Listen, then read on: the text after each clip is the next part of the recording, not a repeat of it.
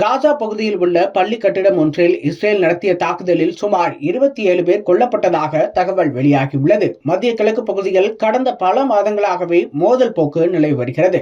கடந்த அக்டோபர் மாதம் முதல் இஸ்ரேல் மீது ஹமாஸ் தாக்குதலை நடத்திய நிலையில் அதன் பிறகு காசா மீது இஸ்ரேல் தனது தாக்குதலை தொடங்கியுள்ளது.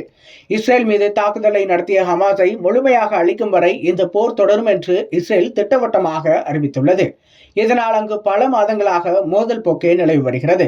கடந்த மாதம் ராஃபா மீது இஸ்ரேல் தாக்குதலை நடத்தியது. இஸ்ரேலின் ஏவுகணைகளில் ஒன்று ராஃபாவில் உள்ள புலம்பெயர்ந்த மக்களின் முகாமை தாக்கியது. இதில் 45 பேர் சம்பவ இடத்திலேயே கொல்லப்பட்டனர்.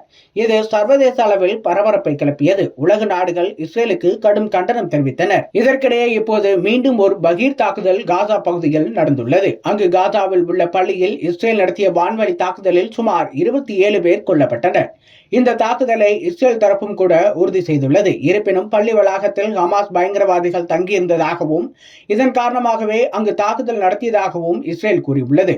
மத்திய காசாவில் நூசிராட் என்ற பகுதியில் உள்ள ஐநாவின் இந்த பள்ளியில் ஹமாஸ் பயங்கரவாதிகள், அதிலும் குறிப்பாக தங்கள் மீது கடந்த அக்டோபர் மாதம் தாக்குதல் நடத்திய ஹமாஸ் பயங்கரவாதிகள் தங்கியிருப்பதாகவும் இதன் காரணமாகவே அங்கு தாக்குதலை நடத்தியதாகவும் இஸ்ரேல் தரப்பில் கூறப்பட்டுள்ளது.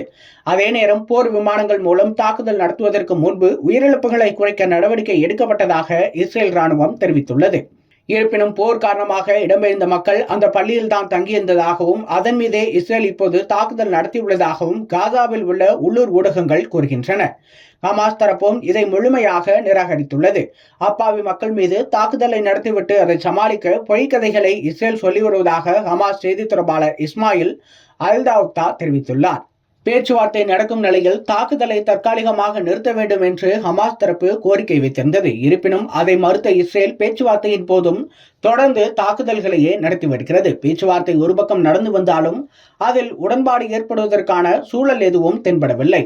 காசாவில் போரை நிரந்தரமாக முடிவுக்கு கொண்டு வர வேண்டும், அங்குள்ள இஸ்ரேல் ராணுவத்தை திரும்ப பெற வேண்டும் என்பது மட்டுமே உடன்படுவோம் என்பதற்கு ஹமாஸ் தலைவர் இஸ்மாயில் ஹனியே தெரிவித்திருக்கிறார். அமெரிக்க அதிபர் பைடன் படிப்படியாக மோதலை முடிவுக்கு கொண்டு வரும் திட்டத்தை முன்மொழிந்திருந்த நிலையில் அதை ஏற்க முடியாது என்பதே ஹமாஸ் தலைவர் இஸ்மாயில் ஹனியின் கருத்தாக இருக்கிறது. இஸ்ரேல் தாக்குதலை நிறுத்த தயாராக இல்லாத சூழலில் இந்த போர் முடிவுக்கு கொண்டு வர முடியாத ஒரு சூழலே நிலவி வருகிறது. இதனால் அதிகம் பாதிக்கப்படுவதாக காசாவில் உள்ள அப்பாவி மக்கள் புலம்பி வருகின்றனர்.